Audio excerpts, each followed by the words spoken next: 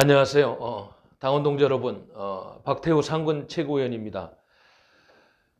제가 오늘 우리 공화당 뉴스라고 정규 프로그램을 처음 시작하게 됐어요. 그래서 오늘부터 매일 오후 4시부터 5시까지 우리 공화당 뉴스라는 정규 프로그램을 통해 가지고 우리 공화당의 주요 소식을 전하고 또 각 요일마다 다른 진행자들이 나와서 각자 특성에 맞는 그런 논평도 하고 또 주요 인사도 초청해서 이야기도 들어보고 우리 당에서 총선에 출마하는 후보자들도 초청해서 이야기도 들어보는 다양한 프로그램을 마련해서 방송을 하려고 합니다.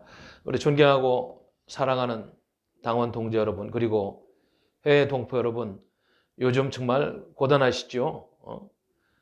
이 문재인 정권의 주사파 바이러스, 정말 중국의 우한 폐렴보다 더 무서운 대한민국을 망하게 하는 악성 바이러스입니다. 이것이 이렇게 대한민국을 오염시키고 악성 암 3기까지 이르게 할 줄은 몰랐어요. 그래서 제가 지금 우리 공화당에서 정당인으로서 활동한 시간들을 돌이켜보니까 여러 가지 많은 생각이 납니다. 2018년 제가 9월 달에 우리 공화당의 사무총장 겸 최고위원으로 영입돼서 당의 기틀을 다지면서 열심히 노력했습니다. 그리고 작년에 텐트 전국에 이어서 광화문에서 우리 공화당으로 당명을 개칭하고 많은 인사들을 다시 받아들일 때 제가 협상을 하면서 또 우리 당을 살찌우고 당의 성장을 무럭무럭 지켜보는 그런 기쁨도 누렸습니다마는 당시에 태극기 집회 총괄본부장, 전략기획본부장으로 투쟁만이 살 길이다고 광화문에서 국회에서 열심히 투쟁한 기억들이 새롭습니다. 그리고 알다시피 우리 당이 지금 처해 있는 여러 가지 현실들이 대한민국을 구하겠다는 유일한 적자 보수 세력이라는 이러한 깨달음 속에서 더욱더 각박하게 담론을 만들고 국민들과 함께 투쟁을 해야 되는 이러한 시점에 와 있는 것입니다. 그래서 제가 태극기 집회 총괄본부장으로 상근 최고위원으로 또 사무총장을 내려놓고는 사무총장 직무대리도 했습니다마는 또 좋은 인사를 모셔서 총선을 치러야 되니까 또 새로운 분이 총장으로 오셔서 이렇게 일을 보는 이런 시점도 됐어요.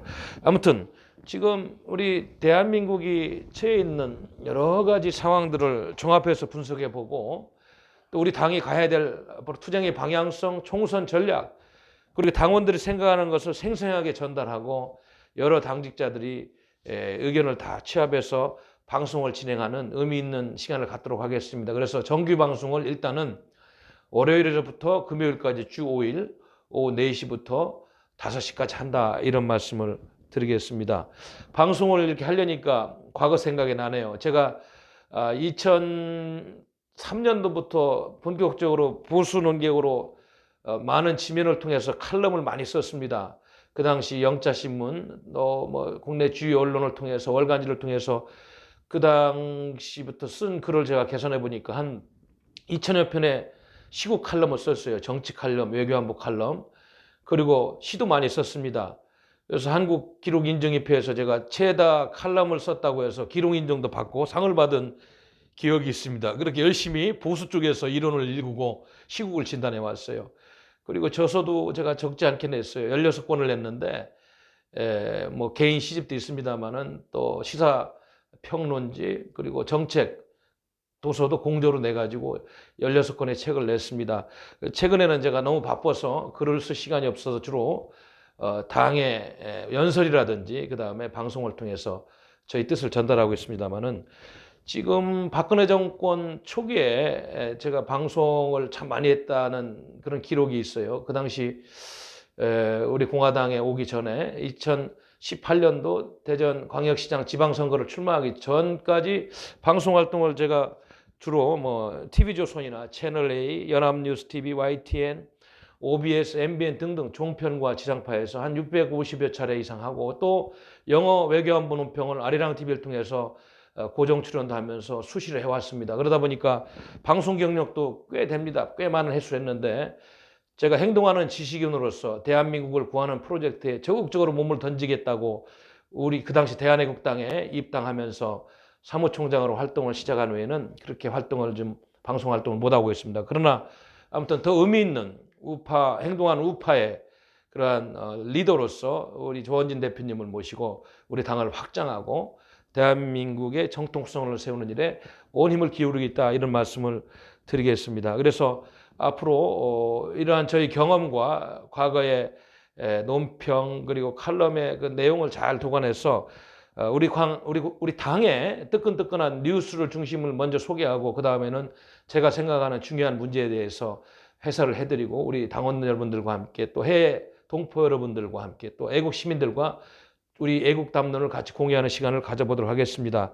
그래서 월요일 날은 우리 당의 최지민 홍보팀장께서 이 코너를 진행할 것이고 화요일 날은 제가 박태우 상근 최고위원이 진행할 것이고 수요일 날은 일단 지금 도현정 국대재변인하고 송영진 대외협력실장이 둘 다 예비 후보로 출마하고 있기 때문에 아마 시간을 보아가면서 번갈아 할 것 같습니다. 목요일 날은 인지현 수석대변인 그리고 금요일 날은 한민호 전략기획본부장 문체부 국장으로서 이 문재인 정권의 불의에 한가하다가 파직당한 우리 당의 인재 영입이로인 한민호 전략기획본부장께서 금요일 날 방송을 이렇게 해주시는 걸로 이렇게 정했습니다. 아무튼 지금 우리 당이 결정한 중요한 그 뉴스를 몇 가지 말씀드리면은 우리 앞으로 공화당의 활동을 하는 상징 색으로서 새마을운동 초록색으로 해야 되겠다. 이것이 월요일 날 확대 당직자 회의에서 이렇게 결정이 됐습니다. 그래서 박정희 대통령님의 민주공화당 정신을 계승하고 새마을 정신을 이어받은 태극기 혁명을 완성한다는 그런 차원에서 초록색으로 확정했다. 이런 말씀을 드리겠어요. 그 다음 뉴스는 우리가 3자 운동을 주창한 지가 꽤 됐습니다. 우리 공화당을 키우는 소중한 참여의 장이다. 우리 당원들이 열심히 활동하는 하나의 모토가 되겠다 싶어서 모이자. 태극기 집회에 좀 더 많은 인원이 모여야 되겠다. 100만 당원을 이루고 30만 책임당원을 이루고 20만 태극기 집회를 모으고 이런 목표를 가지고 가야 한다. 그래서 태극기 집회에 좀 더 모이는 이런 운동을 해야 되겠다. 그래서 모이자. 그 다음에 돌리자. 우리 공화당 당부와 전단지를 열심히 돌리자. 달자. 우리 공화당 현수막을 수시로 개첩하면서 정책을 홍보하고 당의 정체성을 홍보하자. 그래서 3자 운동, 모이자, 돌리자, 달자 운동을 적극적으로 실천하는 그러한 우리 당이 돼야 되겠다. 이런 말씀을 올리겠습니다. 그래서 3자 운동 실천의 날로서 매주 화요일은 서명대 운영의 날, 매주 목요일은 우리 공화당 전단지 배포의 날, 그리고 매주 금요일은 우리 공화당 현수막 개첩의 날. 그래가지고 이 요일도 정해서 이 요일에 집중적으로 운동을 한번 전개해보자 이런 결정을 했습니다. 그리고 이제 오늘 한 가지 우리 당에 공식적으로 공고된 내용은 여기 있습니다만은 당원 동지 여러분들이 문의가 많은 걸로 알고 있습니다만은 아무튼 중앙윤리위원회의 공지사항이 있습니다. 여기 읽어보면 중앙윤리위원회의 피제 수인 홍문종에 대한 탈당 권유의 징계는 윤리위원회 규정 제20조 제3항에 따라서 2020년 2월 10일부로 제명으로 징계되었음을 알려드립니다. 그래서 2020년 2월 11일 우리 공화당 중앙윤리위원회 위원장 박일호 이래가지고 오늘 우리 당에 공식적으로 공고가 됐습니다. 여러분 좀 안타깝죠? 우리 그분이 오셨을 때 많은 당원 여러분들께서 매우 기뻐하고 이렇게 했던 기억이 있는데 이런 결과가 나온 것에 대해서 굳이 제가 따로 하지 않아도 우리 당원 여러분들이 그 배경이라든지 이런 걸 잘 알고 있기 때문에 더 이상 언급은 하지 않도록 하겠습니다. 그리고 이제 우리 당 소식 중에서 몇 가지 좀 알려드리면은 지금 현재 우리 당에 총선에 출마하고 있는 예비 후보자 등록은 이제 2월 7일자입니다. 아마 오늘이 2월 11일이니까 몇 명이 더 늘어났을 텐데, 그러니까 2월 7일자로는 현재 신고된 거는 16명이 신고가 됐어요. 이렇게 돼 있고, 지금 2020년 1월 말 현재 기준으로 인구 및 유권자는 인구는 약 5,180만 명이다. 그래서 세대수는 2,250여만 세대다. 세대당 인구는 2.30명. 그래서 유권자 수는 90만 명 정도, 그래서 84.8%의 유권자가 있다. 이번 총선을 치르려는 통계입니다. 그리고 역대 총선의 투표율 현황을 보니까 2000년대에 치러진 16대에는 유권자 수가 3,348만 명이었는데 투표자 수는 1,916만 명, 그래서 57.2%돼 있고, 17제 총선입니다. 2004년도 4.15 총선. 제가 그때 처음으로 국회의원에 출마했어요. 젊은 시절이죠. 아주 용기 있고. 17대 4.15 총선 2004년도입니다. 제가 경기도 고양시 일산갑 에서 출마했는데, 기호 2번으로 출마했는데, 그 당시 유권자 수가 3,560만 명이었는데 투표자 수는 2,158만 명에서 60.6%의 투표를 기록했었고, 18대 2008년도 총선에서는 약 3,780만 명 유권자 중에서 1,742만 명 투표자 수, 그래서 46.1%의 투표를 기록했습니다. 19대 선거 2012년도 총선에서는 4,021만 명의 유권자에서 2,181만 명이 투표를 해서 54.2%의 투표를 기록했고요. 2016년도에 20대 선거에서는 4,210만 명 유권자 수, 투표자 수가 2,443만 명, 그래서 58%의 투표를 기록했습니다. 이번 총선은, 다가오는 4.15 총선은 아마도 더 높은 투표를 기록할 것이다. 왜냐하면 많은 대다수 국민들이 문재인 주사파 정권에 대한 위기감, 대한민국의 헌법이 파괴되고 나라가 망하고 있다는 그러한 많은 반성과 걱정 속에 있기 때문에 투표율이 높을 것이다. 일단 그렇게 전망을 해보겠습니다. 그리고 이제 최근에 중앙선거관리위원회 결정사항 2월 6일자로 나온 건 있는데요. 여기서 보면은 한 가지 중요한 결정이 있어요. 그래서 비례대표 국회의원 후보자 추천 관련해서 민주적 심사 절차라는 그런 당헌 규정을 통해 가지고 여러 가지 이제 새로운 안을 제시하고 있는데, 이거는 앞으로 이제 우리 당에서 공천관리위원회가 만들어지면 이 선거관리위원회에 이러한 후보자 추천 관련 민주적 심사 절차를 잘 활용을 해서 우리 당이 좀 내부적인 거는 결정을 해야 되는 이런 상황입니다. 이거는 하여튼 다음에 자세히 소개할 기회가 있으면 우리 당원 여러분들의 이해를 돕기 위해서 더 자세히 소개를 올리도록 하겠습니다. 그리고 지금 통합신당 준비위원회가 뭐 대통합신당으로 이렇게 이름을 명명하고, 황교안 자유한국당 대표와 가칭 새보수당의 유승민 씨가 이렇게 결합하는 모양으로 가고 있는데 좀 더 지켜봐야 되겠어요. 논의가 그렇게 되고 있다는 이야기를 들었습니다. 그리고 알다시피 자유통일당이 창당돼서 현재 계속 아마 광역시 도당을 창당하는 이런 절차를 밟고 있는 걸로 알고 있고, 안철수 씨가 창당준비위원장에 선출된 국민당 창당 발기인대가 지난 2월 9일 날 있었고, 현재 계속 시도당 창당을 하면서 3월 1일 날 중앙당을 창당한다는 그런 소식이 있습니다. 또 뭐 이따 좀 말씀 올리겠습니다만은 유승민 의원이 뭐 총선 불출마 선언을 했는데 그게 무슨 큰 의미가 있는지 한번 짚어보도록 하겠습니다. 그래서 이번 주에 호남신당이 또 출범을 목표로 하고 있고, 바른미래당, 대한신당, 민주평화당 이런 당들이 지금 2월 10일 통합추진기구를 출범하고 해동을 한다. 그래서 역시 통합물꼬가 야권 쪽에서 여권과 비슷한 여권의 이중대 성향의 그런 세력들도 하고 있다는 말씀을 드리겠습니다. 이것이 이제 제가 우리 당원 여러분들에게 우리 공화당 뉴스를 통해서 잠깐 말씀을 올리는 따끈따끈한 뉴스였고요.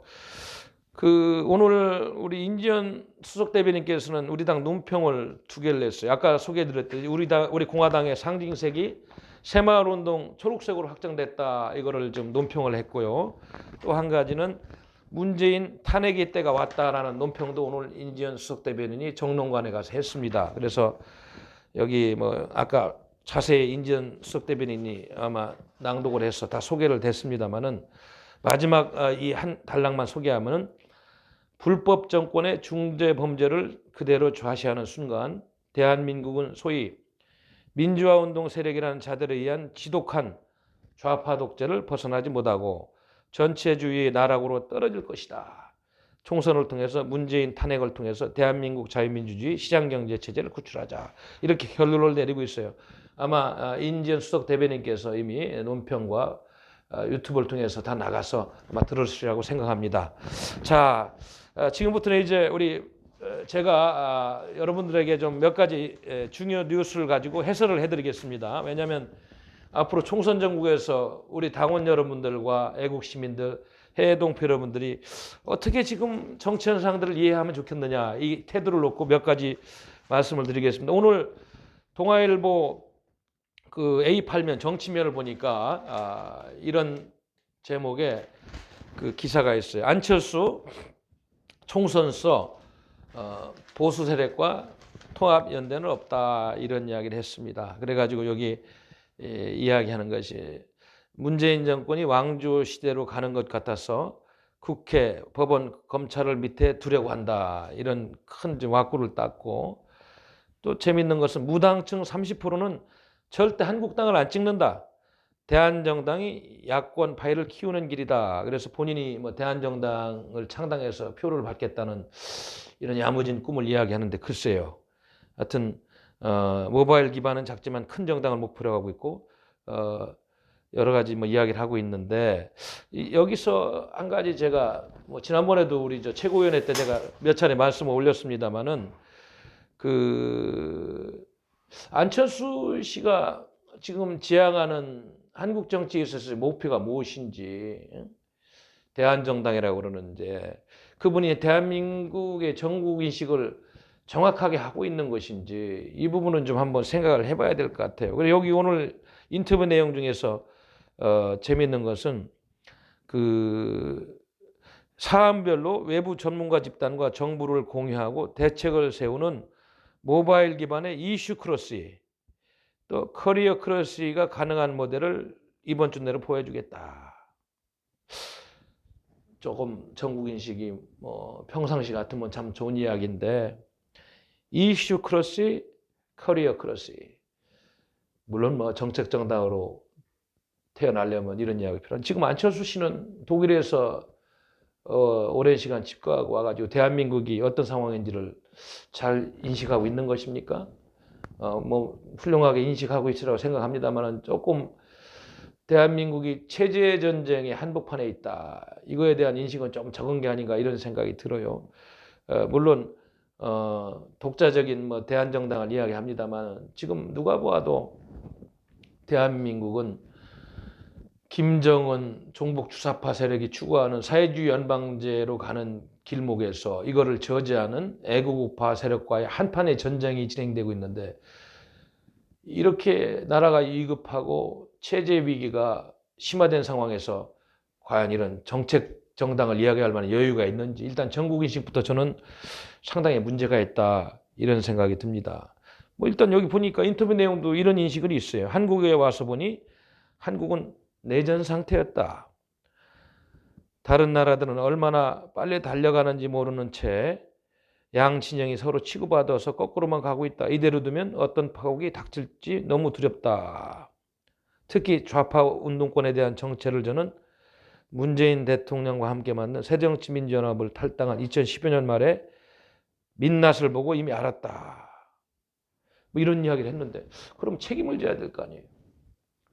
그 당시 문재인 씨 손을 들어주고, 또 서울시장 3선을 하고 있는 박원순 씨 손을 들어주고 새정치를 이야기하면서 젊은 영혼들을 대한민국의 정치형으로 끌어들이겠다고 새로운 정치를 이야기한 장본인인데, 지금 대한민국이 이렇게 잘못 가고 있는 방향성에 대해서 반성은 하고 있는 것인지, 그렇다면 제가 보기에는 그들 세력이 이렇게 악의 세력이고 내전 상태까지 인식이 갔다면은 어떻게든지 주사파, 종북 세력, 수구좌파 세력을 철퇴를 내리고 보수 세력과 함께 0.1%라도 힘을 보태서 이 나라를 바로잡겠다는 결기가 나와야 되는데, 제가 이 인터뷰한 내용을 보면 안철수 씨는 아직도 대한민국의 전국인식에 대해서 그런 절실함과 현실성과 그리고 치열함이 좀 부족한 것이 아닌가 모르겠어요. 지금 문재인 정부 출범 이후 소득주도 성장론 플러스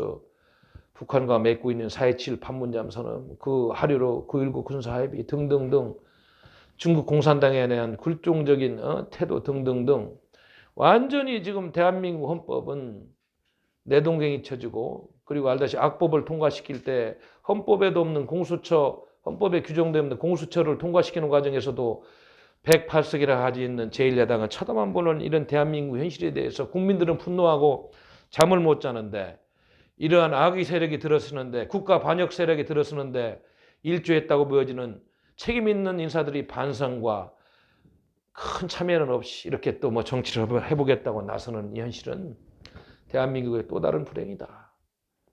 연장선상에서 유승민 씨 같은 분이 총선 출마 안 한다고 선언하는 것이 무슨 큰 의미가 있겠어요. 당연히 하지 말아야죠.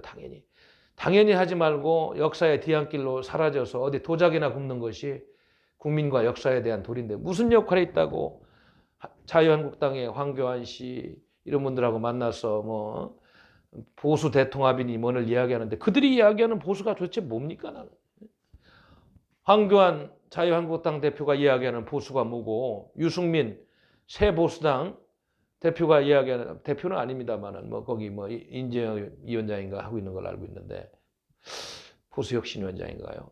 그 보수가 뭐예요?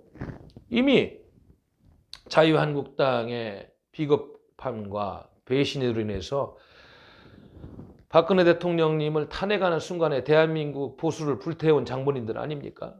그 당시 황교안 씨는 대통령 권한대행으로서 좀 더 치열하게 대처했어야 해도 불구하고 방관자적 자세로 지나왔었고, 유승민 씨는 자기를 키워주고 대한민국 보수의 상징처럼 자유통일을 외치고 있던 박근혜 대통령님을 뒤에서 칼을 꽂는 핵심적인 세력으로 김무성 씨와 함께 62명을 이끈 역사에 큰 죄를 지은 그런 잘못된 정치인 아니에요. 그런 분이 보수를 논할 자격이 있어요?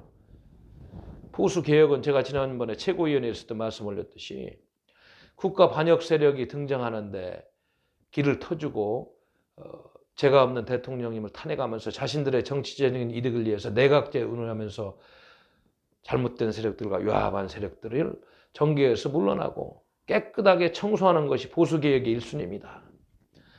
뭐 나라가 너무 어렵고 총선이 어려워 보이고 문재인 주사파 정권의 이런 엄청난 나라 파탄행위에 대해서 국민들이 어지러워하니까 그 틈을 타서 통합이라는 논리로 그들의 죄과를 묻어가서는 안 됩니다. 대통합신당이든 뭐든 당명이 중요한 게 아니에요.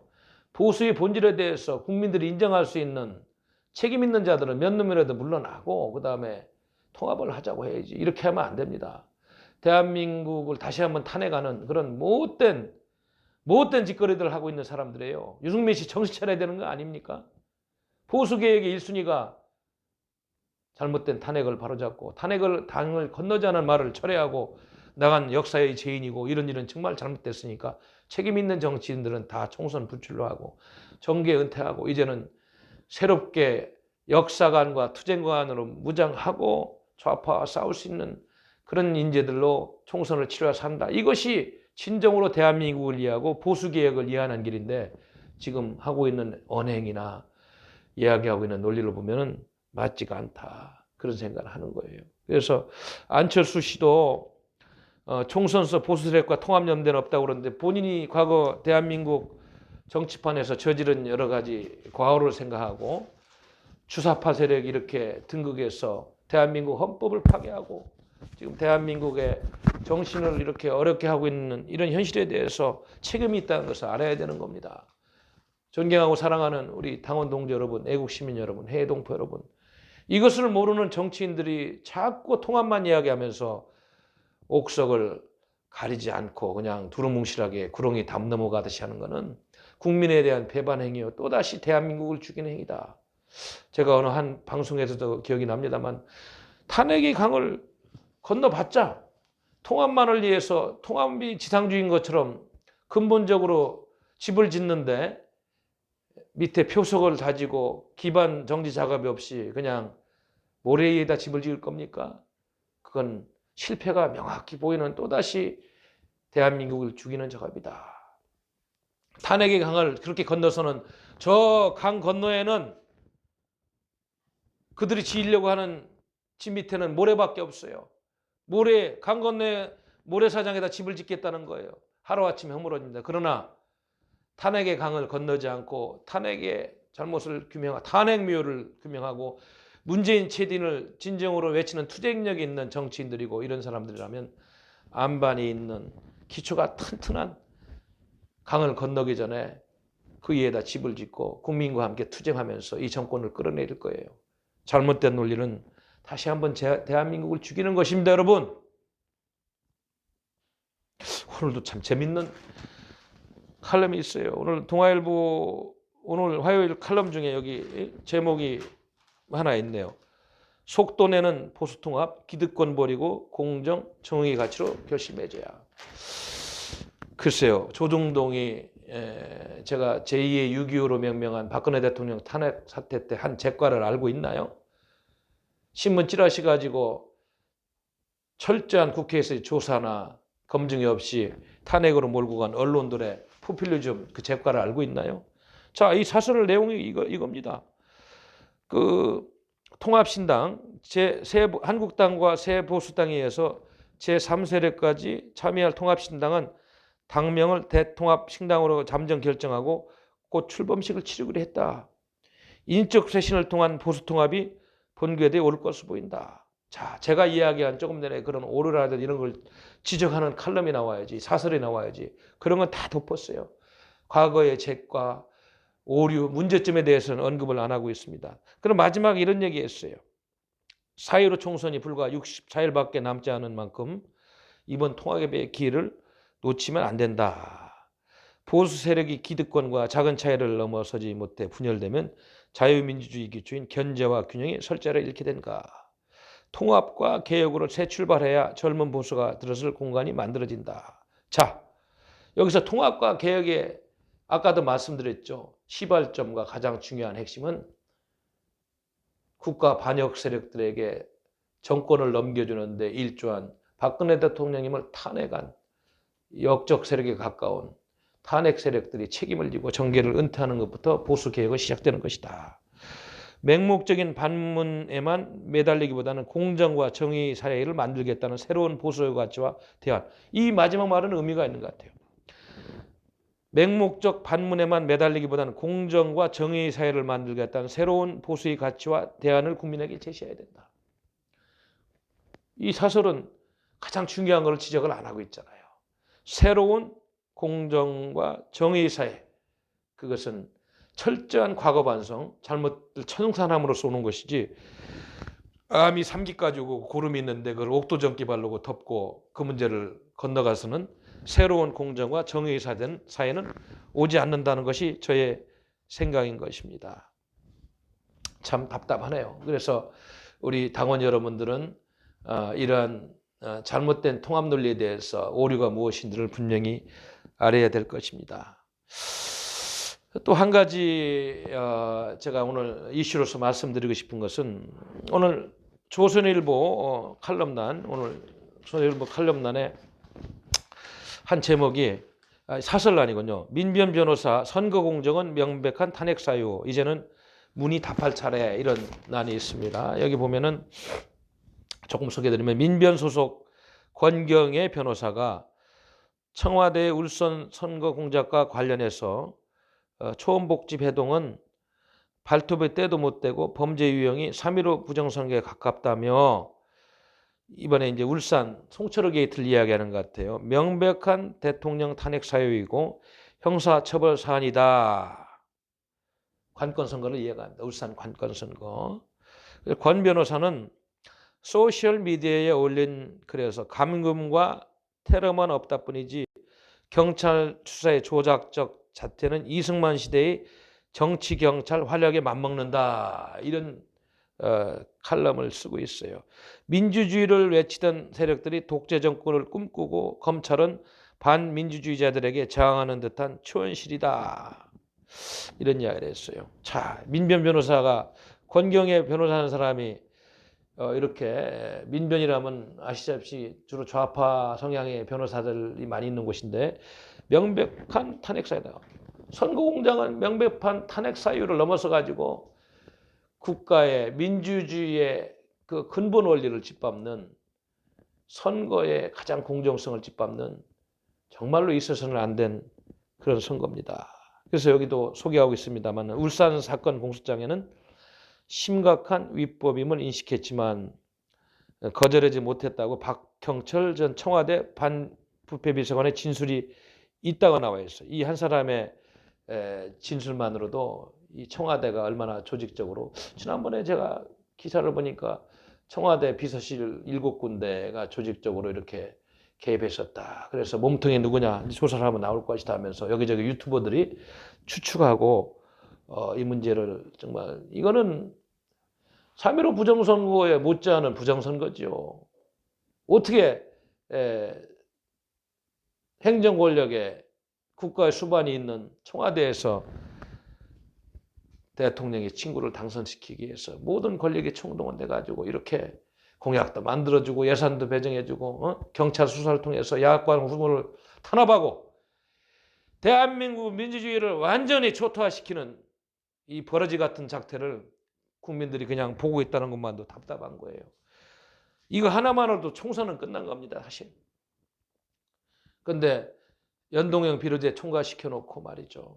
선거를 기울어진 운동장에서 치러야 되는 이 답답함을 우리 당원 여러분들은 잘 아실 겁니다. 또 여기 이런 소개됐어요. 이 사설이 진보농객 중에 진중권 씨는 9일날 조국 수호 집회에는 사이비 종교에서 나타나는 현상이다. 옛날에 서초동 집회 봤죠, 조국 씨. 이 정권은 대중을 멍청하게 선동하는 존재로 본다.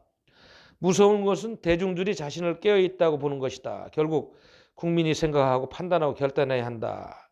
변호사 500여 명이 조국 사태에 이어 2차 시국선언을 했는데 앞으로도 상식과 양심의 소리는 계속 꺼질 것이다. 자, 진중권 씨가 좀 진보 농객 중에서 옳은 소리를 하고 있는데, 그러니까 가족 비리 세트의 원흉인 조국 전 민정수석이 송철호 게이트에도 이렇게 울산 부정선거에도 개입됐다는 얘기도 있습니다만은, 그 일가족 비리 세트를 옹호하는 집회를 하는 소위 대깨문인가 뭔가 대가리가 깨져도 문재인이다 이런 세력들인지 친문 세력인지 모르겠습니다만은, 이런 집회는 사이비 종교에서 나타나는 현상이다. 완전히 진보 농객도 정상이 아니다. 정상이 아니다. 중국 역사에서 문화혁명 기간에 모택동이 5천만 명을 굶어 죽었다고 그래요. 이념이 과도하게 투입되면서 죄 없는 사람들이 많이 거의 광기에 가까운 이런 문혁기관을 통해서 5천만 명이 굶어 죽었다고 합니다. 이 대한민국은 지금 굶어 죽는 수준이 아닙니다만은 정신이 말살되고 정의가 죽어나는, 그래서 사이비 종교에 나타나는 현상이라고까지 진중권 씨는 이렇게 조국 집회에 참가한 그 광기를 보면서 진단을 하고 있어요. 참, 변호사 500명이 조국 사태에서 2차 시국선언을 한다. 이거 큰일 났어. 이런 것만 봐도 선거는 끝난 거예요. 선진국 같으면은 선거할 것도 없습니다. 그러나 안타깝게도 대한민국은 언론이 통제되고 민주노총 산하의 민원연이 모든 지상파라든지 주요 언론들을 장악하고 있는 현실 앞에서 정말 안타깝다. 국민들이 진실을 못 보고 아직도 어둠 속에서 우리 대한민국의 현실을 제대로 못 보는 국민들이 많구나, 이런 생각을 안 할 수가 없는 것입니다. 참 답답하네요. 우리 공화당이라도 없으면은 대한민국이 어떻게 되겠어요? 혹자들은 우리 공화당이 그동안에 투쟁해온 것이 전혀 보도가 안 되고 누가 하냐 이러는데, 그렇지 않습니다. 진실의 목소리는 유튜브를 통해서 구전으로 전 세계에 퍼져 있으며, 우리 공화당의 의로운 집회와 의병 역할이 대한민국을 구하고 한미동맹을 지키는 촉매제로서 굳건히 지금 작용하고 있는 거예요. 지난번에 제가 우리 조원진 대표님 모시고 일주일 동안 방미했잖아요. 거기 가서 교포들 만나고 대한반도 정책 전문가들 띵크탱크 만나고 정치인도 만나고 백악관 트럼프 대통령 옆에서 항상 취재하는 출입기자들도 20여 명 만나면서 이런저런 대화를 했습니다마는, 그 당시 이슈가 지소미아 문제 가지고 대한민국이 들끓었잖아요. 한미동맹까지 이어가는 이거에 대해서 조원진 대표님과 저는 그 미국에 가서 그거는 절대적으로 파기돼서는 안 된다. 모든 수단과 방법을 동원해서 문재인 정부가 미국이 가진 모든 수단을 동원해서 그것만큼은 파기 안 하도록, 우리 대한민국 국민이 그거를 못 막으니까 그거를 저항하는 길도 봉쇄되어 있고, 아무리 우리가 데모라고 해쳐도 이 문재인 주사파 정권이 말을 듣지 않으니까 미국에서 도와줘야 된다. 그래서 외교를 하고, 나중에 미국의 그 백악관 출입기자가 기사를 썼는데, 물론 미국하고 일본의 대화도 중요하고 합니다만은 지소미아 파기를 연장하는데 그 당시 우리 공화당 방미단, 우리 조원진 대표님 그리고 저와 같은 사람들의 역할이 컸다는 기사를 보고 큰 보람을 느꼈어요. 이것이 우리 공화당이 지금 보이지 않게 하고 있는 구국운동이요. 우리 공화당이 갈 길입니다. 목숨 걸고 잘못된 것은 잘못됐다고 이렇게 이야기할 수 있는 우리 당의 노선과 그런 철학 그리고 결기 있는 지도자들의 그런 결단력, 행동 이것이 앞으로 총선에서 승리하고 대한민국을 구하는 원동력이 될 것이다. 저는 그렇게 생각합니다. 작년에 5월 10일 날 광화문에 텐트 치고 6월 25일 날 용역 강폐 철결할 때까지 저들이 연일 거기서 숙식을 하면서 좌파 싸우고 의로운 3.10 태극기 열사들의 죽음을 규명한다고 분향소도 차리고 한 그런 뜨거운 여름에 땀 흘리면서 아픔과 보람을 생각해 봅니다. 그때 그 당시 조선일보에 지금 여기도 김대중 여기 보니까 고문으로 돼 있네. 김대중 고문이 그 당시 거기에 천막에 투쟁할 때 박근혜 대통령 탄핵 문제를 이렇게 뭐 묻고 가고 반문연대의 논리를 이야기할 때 저희들이 거기서 분개해가지고 이거는 잘못됐다고 조선일보에 편지를 보냈어요. 우리 당의 이름으로. 이거는 맞지 않으니까 앞으로는 그런 논리로서 보수를 두 번 죽이는 그런 사람이 되면 안 된다. 김대중 씨가 보수 논객이라면서 가장 영향력 있는 조선일보에 고문으로서 그런 가슴을 쓰면 안 된다. 이런 이야기를 했어요. 그런데도 그 이후에도 뭐 한 번 더 나와서 또 편지를 보내가지고 경고를 했습니다. 요즘은 그런 이야기는 안 하는데 오늘은 조선일보 오피니언란에 이런 글을 썼네요. 김대중 고문이. 문정권의 예의 염치 그래가지고 뭐라고 했냐면 절도를 넘고 안하무인이며 잘못을 은폐해서 악행에 이르는 예의 염치 없이 벌어진 역대 대통령의 흥망성쇠 지금 나라는 어디든 매달려 있는가. 나라가 이태롭게 가고 있는 것도 불안하고 이미 나라가 망하지 않으려면 지금 경고음이 크게 울려야 된다. 이런 결론을 내리고 있는데 우리 김대중 우리 논객님 어떤 탄핵 문제에 대해서 앞으로 좀 더 적극적으로 언급하고 보수가 살 길인 보수의 본질적인 문제에 대해서 좀 건드리고 그 다음 이야기를 하는 게 순서가 아닌가 이런 생각을 하면서 제가 잠깐 소개해드렸습니다. 또 중앙일보 여기 보니까 오늘자 사설에는 이런 제목의 또 사설이 있어요. 유승민의 결단과 합당 제안, 보수의 환골 탈퇴 계기가 되길 바란다. 글쎄요. 하여튼 이렇게 조동동 언론들이 유승민의 이런 결단, 합당 제안 이렇게 하는데 유승민 씨의 본질적인 문제에 대해서는 이야기하지 않고 있어요. 그래서 제가 아까 평론하는 마음으로 정치 평론하는 마음으로 이분의 문제점을 이야기했고 그 부분을 잘 정리하지 않으면 이런 사설들이 과연 제대로 전국 분석을 하고 있는 것인가 대한민국 보수를 살리는 정론을 펼치고 있는 것인가 분개하지 않을 수 없는 것입니다. 여기 뭐 사설도 말씀은 잘하고 계세요. 보수는 뿌리부터 재건돼야 한다. 한국의 보수 정치가 가야 할 길은 개혁 보수라고 유승민 의원은 진단은 적절하다. 근데 그 개혁의 의미가 뭐예요? 제가 진단했잖아요. 유승민 씨가 이야기하는 개혁이 뭐냐 이거야. 보수야당이 무능하고 투쟁하지 않고 보수 혁신이 성공하지 않고 기득권만 지키는 웰빙 보수다. 이런 건 다 좋습니다. 그러나 국가의 반역 세력들과 통조해서 의원내각제를 꿈꾸면서 개인적인 정치적인 이득을 위해서 제도 없는 박근혜 대통령임을 탄핵한 62명들은 국가의 반역 세력과 결탁한 대역죄인으로서 정계를 은퇴해야 된다는 보수개혁의 제일 명제를 이야기하지 않는 이 조동동의 이 사설들을 보면은 대한민국 보수를 개혁하는 번지수도 다 틀리고 정신도 잘못됐다.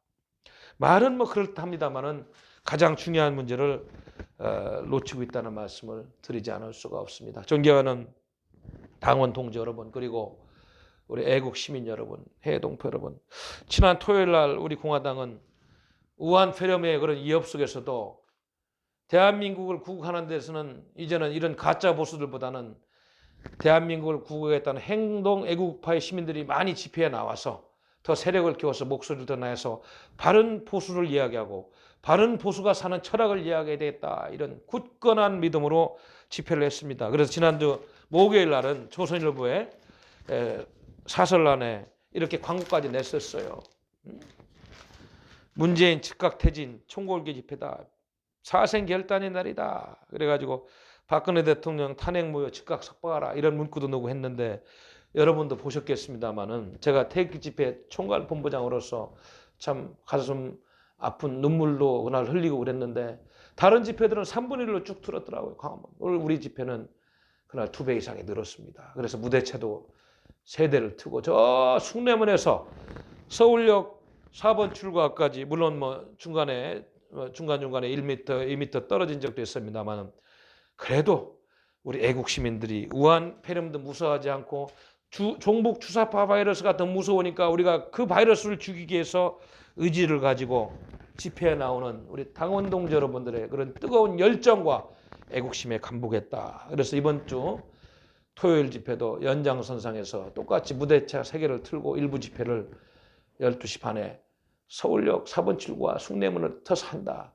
2부 집회는 되도록이면 자유통일당하고 좀 연합집회로 광화문에서 하려고 합니다. 몇 가지 협상 조건이 있는데 그것이 안 되면은 우리 단독 집회를 해야 됩니다. 그래서 저 바람은 그런 것들이 다 차결돼 가지고 연합 집회를 할 수 있으면 좋겠다. 김문수 자유통일당 대표가 지난주 금요일 날 우리 당을 찾아오셔서 좋은 말씀을 하셔서 그 취지를 하려고 합니다만은 저희 당은 기본적으로 2부 광화문 집회를 할 때, 연합 집회를 할 때 우리 공화당과 같이 책임 있고 규모가 있고 그리고 누구나 인정하는 자유통일당 그다음에 전광훈 목사님 이 세력이 똑같이 그 집회 운영 프로그램을 50대 50으로 짜고 연사도 배정하고 문화행사도 하자 그렇게 되지 않고 뭐 다른 뭐 제3위 단체라든 인물들이 껴가지고 두 당의 정신을 흐리는 그런 집회는 저희들은 안 하겠다. 그래서 우리 당은 그렇게 협상을 하고 있는데 모르겠습니다. 내일쯤에 결론이 낼 것 같으니까 그거는 추후에 말씀을 드리도록 하겠습니다.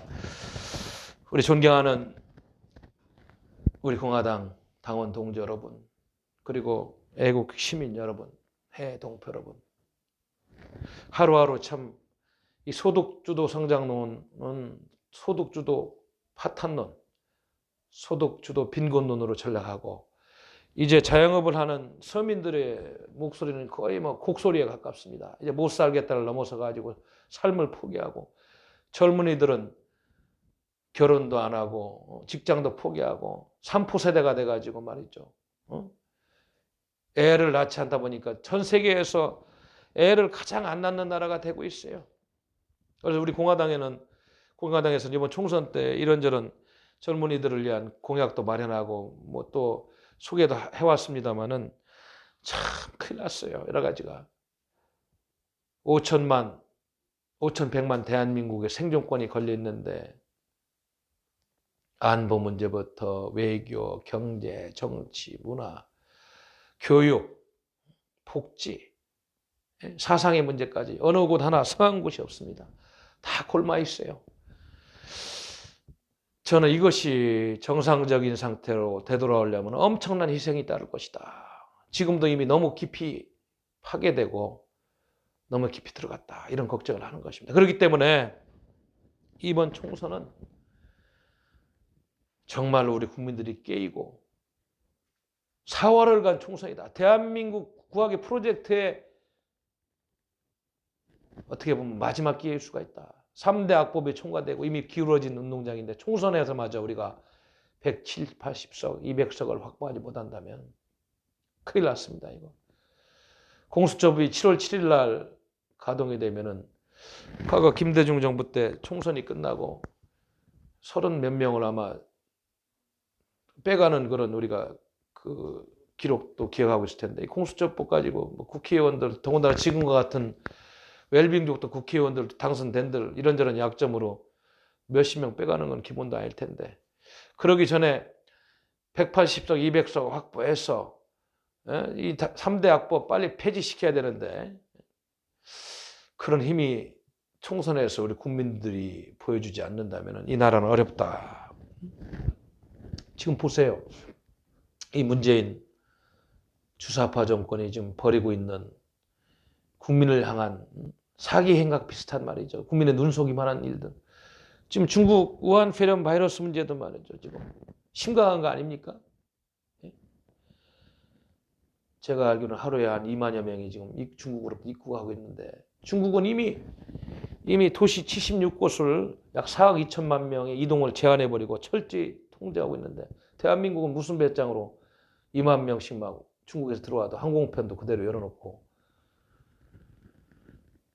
우리 국민이 지금은 확진자 수가 적게 나왔지만 아마 이 상태로 가면은 우려스럽다. 대한민국의 건강권마저도 과도한 이념으로 중국 공산당에 굴중하고 있는 이 못된 주사파 정권에 의해서 국민의 기본적인 생존권, 건강권마저도 침해받고 있는 현실에 대해서 우리가 분노하지 않으면 누가 분노하겠어요, 여러분? 제가 과거에 정치평론할 때는 가장 점잖고 이렇게 부드러운 목소리로 평론도 하고 뭐 목소리는 다 이랬는데 최근에는 그렇게 될 수가 없어요.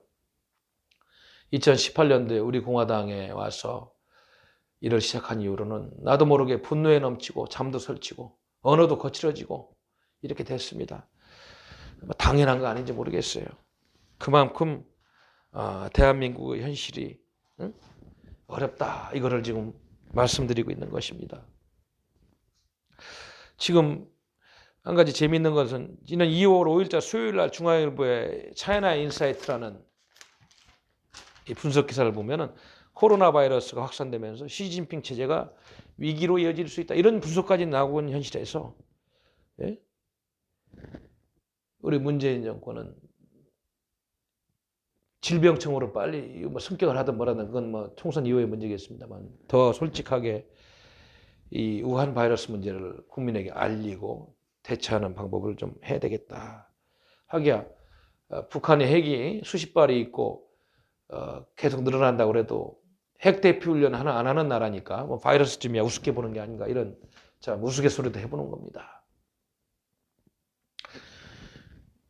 뭐 한 개그맨이 그런 이야기를 하더구만요. 청와대에 있는 개는 도둑이 들어가도 짖지도 않는다고 그래요. 그래서 왜 그렇습니까? 그랬더니 아니 청와대 주인이 도둑놈인데 뭐 짖을 필요가 있냐고 그런 농담도 하는 걸 봤어요. 하여튼 이게 우스갯소리입니다만은 민주주의는 국민 주권 민주주의라는 그런 소중한 정치 논리를 먹고 사는 거예요. 국민을 위한 정치, 국민에 의한 정치, 그리고 국민의 정부 이런 것들이 실현되지 않으면은 언제든지 잘못된 정치인에 의해서 민주주의는 나락으로 떨어지고 국민의 기본권은 침해되고 좋은 민주주의도 전체주의 체제로 갈 수 있는 확률은 어느 곳이나 특히 분단 국가에 살고 있는 대한민국 국민들은 정신 똑바로 차려야 돼. 여기는 미국이나 일본이 아니에요. 민주주의를 하는 3만 분 시대의 대한민국 국민입니다만 분단 국가에 살고 있다는 것을 잊어먹고 있는 국민들은 미래가 없는 겁니다. 지금. 그래서 우리 공화당은 비가 오나 눈이 오나 구국담론을 외치고 대한민국 헌법을 지키고 대한민국의 안보를 이야기하고 무너지고 있는 국방을 규탄하고 외교 참사를 이야기하고 경제 파탄을 이야기하면서 우리 국민들께 호소하고 있는 겁니다. 지금은 의석수도 적습니다만은 의병 역할을 하는 똘똘 뭉친 수십만의 당원들이 이번 총선에서 반드시 기적을 이루어가서 대한민국을 지키는 구국의 천봉으로 거듭날 것이다. 저는 그런 말씀을 드리는 것입니다. 제가 오늘 우리 공화당 뉴스 이제 정규 방송을 시작하면서 스타트를 끊었습니다. 이제 계속 월요일에서 금요일까지 매주 오후 4시부터 5시까지 그날 우리 공화당의 따끈따끈한 뉴스를 소개하고 각 진행자가 각자의 특성에 맞게 초대 손님도 모시고 또 이슈를 분석하고 그렇게 진행할 겁니다. 때로는 재밌는 분도 모시고 우스갯소리도 할 수도 있고 또 예비 후보자, 출마하고 있는 우리 후보자들을 모셔서 그분들 소리도 듣는 시간도 마련하고 또 우리 당원 여러분들 중에서 내가 우리 당원들한테 이야기는 꼭 하고 싶다 이런 분이 있으면 출연 신청을 해주세요. 그러면 저희들이 심사를 해서 방송을 편집을 해서 할 수 있는 그런 기회도 마련해 보도록 하겠습니다. 우리 당원 동지 여러분, 아무튼 여러분들 우한 바이러스, 독감, 또 문재인의 주사파 바이러스 정말 우리가 조심해야 될 게 너무 많네요. 건강 잘 챙기시고 또 이번 토요일 날 집회에서 뵙겠습니다만은 그 전에 또 중요한 말씀 드릴 게 있으면 말씀 올리도록 하겠습니다. 앞으로 이제 우리 공화당 TV를 본격적으로 좀 키워서 구독자 수를 10만 명, 20만 명이 가게 만들려고 열심히 하겠습니다. 그래서 이 방송 또 나오면은 많이 퍼날라서 많은 분들이 공유하면서 진실의 목소리, 대한민국에서 유일하게 살아있는 보수정당 우리 공화당의 살아있는 정론을 대한민국 국민이 공유할 수 있도록 해외 동포들이 들을 수 있도록 전파해 주시기 바랍니다. 여러분 고맙습니다. 감사합니다.